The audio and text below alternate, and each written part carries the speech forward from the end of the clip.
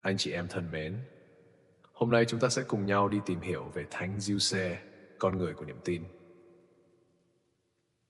Trong phúc âm, Thánh Giuse được giới thiệu là người công chính, gắn liền với đời sống âm thầm. Không một lời nào của Ngài được ghi nhận. Nhưng giữa những biến cố bên cạnh Chúa Giêsu và mẹ Maria, Thánh Giuse lại xuất hiện trong một diện mạo khác, vừa năng động mau mắn, vừa xác quyết tin yêu. Nếu đức tin là một sự lên đường liên tục thì thông qua những đáp ứng lên đường mau mắn của Giuse trong các lần được mộng báo, ta có thể gọi Ngài là con người của niềm tin. 1. Lên đường ra khỏi ý riêng để tìm theo thánh ý. Thánh Giuse, con người của niềm tin, cũng như bao người ngoan đạo thời bấy giờ, Thánh Giuse thể hiện niềm tin tôn giáo qua việc tuân hành lề luật được ban hành dưới thời Mô-xê. Luật là kim chỉ nam đời sống, cao trọng hơn cả bạc vàng, quý giá hơn những lời tinh hoa và là ánh sáng soi đường công chính. Sự công chính của một người được đánh giá tùy vào mức độ tuân giữ lề luật này. Càng tuân thủ nghiêm ngặt, càng được đánh giá cao trên con đường công chính.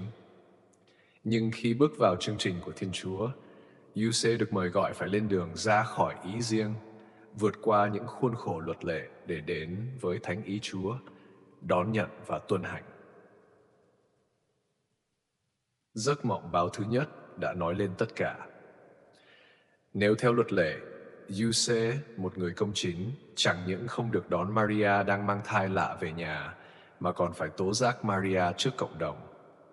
Nhưng theo thánh ý qua lời sứ thần trong mộng báo, Giuse đã đón nhận Maria trọn vẹn trong tình yêu, trở nên công chính bằng cách từ bỏ tiêu chuẩn của luật lệ để gắn bó với lời gọi đầy mạo hiểm của Thiên Chúa.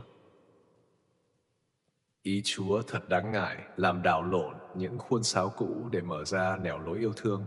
Giuse đã sẵn lòng từ bỏ sự công chính theo tiêu chuẩn của luật lệ để bước theo sự công chính theo chuẩn mực của tình yêu. Chính đây là việc lên đường đầu tiên của niềm tin. 2. Lên đường ra khỏi sự yên ả để lao đầu vào sóng gió. Thánh Giuse, con người của niềm tin, đón nhận Maria về chung sống, tưởng rằng từ nay đời có Chúa êm trôi, Chúa dắt dìu đi không ngơi. Nào ngờ tình yêu tuyệt vời chưa kịp thấy, Giuse đã gặp phải con đường đơn côi và vất vả, chừng như càng ngày càng gia tăng gấp bội. Nào là phải lên đường trở về nguyên quán Bethlehem đăng ký hộ khẩu khi Maria đang ở những ngày cuối thai kỳ. Nào là phải gạt lệ chịu để Chúa Giêsu được sinh ra trong hang đá, nơi trú ẩn của bò lửa. Và đỉnh cao là giấc mộng báo thứ hai. Hãy đem trẻ Giêsu và mẹ người trốn sang Ai Cập. Quả là trách nhiệm đè nặng trên đôi vai của một mình Giuse. Niềm tin là như thế đó, không phải là chọn lấy cuộc sống yên ả êm đềm, mà ngược lại luôn bị đẩy ra giữa biển khơi, sóng gió để trèo trống mà lớn lên trong lòng tin cậy mến. Tin chính là một sự gặp gỡ cá vị với Thiên Chúa, để sống gắn bó bền lòng bất kể những thử thách, để lớn lên qua khổ đau mà minh chứng và qua những cùng cực mà thêm tín thác cậy trông. Thánh Giuse đã trải qua những biến cố thăng trầm ấy để trở thành tượng đài của lòng tin kiên cường. Như lời Chúa Giêsu đã phán, ai muốn theo ta, hãy bỏ mình vác thập giá hàng ngày mà đi theo.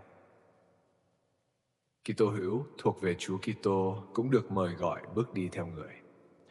Noi gương Thánh Giuse và trong tinh thần mùa chay giữa lòng năm đức tin, chúng ta hãy sẵn sàng đón nhận thập giá bổn phận của bậc sống để vác lấy hàng ngày qua những việc lớn nhỏ, dù được nhiều người biết đến hay chỉ trong âm thầm mà bền bỉ bước đi theo Chúa suốt cuộc đời mình. 3. Lên đường ra khỏi vòng hạn hẹp để sống chan hòa. Nếu giấc mộng thứ ba báo tin bạo Chúa Herode băng hà là tin buồn cho người thuộc phe cánh ông, thì lại là tin vui cho gia đình thánh. Chấm dứt nỗi lo canh cánh bao ngày canh giữ và bảo toàn sinh mạng cho đấng cứu thế, đồng thời cũng chấm dứt cảnh tha hương trốn chạy. Giấc mộng hồi hương tưởng chừng xa biển biệt giờ đây đã đến, quê hương vấn vương ngày nào giờ đây đã thân thương tỏ hiện. Nhưng trong chính cảm xúc rất đỗi tự nhiên ấy, Thánh Giuse lại được thúc đẩy để không xuôi về Judea miền Nam, mà ngược lên sinh sống tại Galilea miền Bắc, để Chúa Giêsu sau này được người ta nhìn nhận như người Nazareth. Quả là tình tiết nhiệm màu. Nếu Giuse trở lại miền Nam có cùng bên ít gia đình quen biết, kẻ mất, người còn, thì có lẽ mối quan hệ sẽ không tránh khỏi bị hạn chế.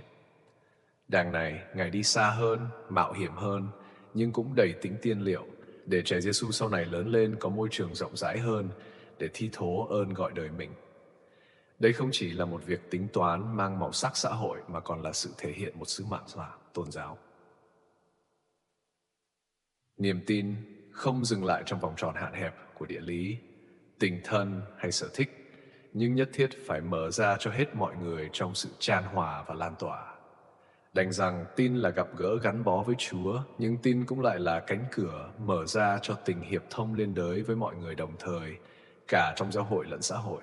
Quả như một định luật dễ thương, ai càng gắn bó với Chúa, lại càng nhanh chóng được Chúa gửi đến với anh chị em chung để dấn thân lên đường phục vụ.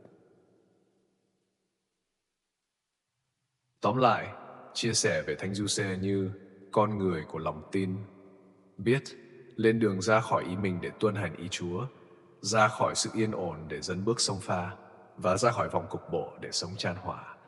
Điều này mong rằng đã mang đến cộng đoàn một chân dung khác của Thánh Giuse, đầy nhiệt huyết, năng động và giàu tính tin mừng. Xin cho chúng ta khi sống trong năm đức tin được thấy nơi Thánh Giuse hình mẫu sống động để vững bước theo Chúa giữa cuộc sống đầy thử thách và cám dỗ trong đời sống cá nhân, gia đình, xóm đạo, giáo xứ và giáo phận. Nếu Thánh Giuse đã vượt qua tất cả để khẳng định niềm tin, thì xin nhờ lời chuyển cầu của Ngài cho mọi tín hữu hôm nay, không chỉ bằng lòng tuyên xưng mà còn nỗ lực làm chứng cho đức tin nữa. Mùa chay là mùa hồng ân, mùa cứu rỗi, mùa tìm về với tình thương của Thiên Chúa. Xin cho gia đình giáo phận chúng ta, theo gương Thánh Giuse, biết tìm hiểu và quyết tuân theo thánh ý Chúa, dẫu biết rằng sống theo thánh ý cũng chính là phải bước đi trên đường thánh giá, bởi lẽ ý Chúa thường ngược lại với ý riêng con người. Chúc mừng những người mang bổn mạng Giuse và xin nhờ lời truyền cầu của Ngài cho mọi người biết sống niềm tin mật thiết đầy đủ hơn, tươi tắn hạnh phúc hơn, đồng thời chan hòa cưu mang những người khác, cách riêng những anh chị em cùng khốn xung quanh mình trong sứ vụ truyền giáo của Hội Thánh. Hôm nay ngày lễ quan thầy Thánh Giuse, con người của niềm tin thánh cả tràn đầy ơn thiêng, dâng câu hát ngọt lời kinh, khang an hạnh phúc nguyện xin chúc mừng. Amen.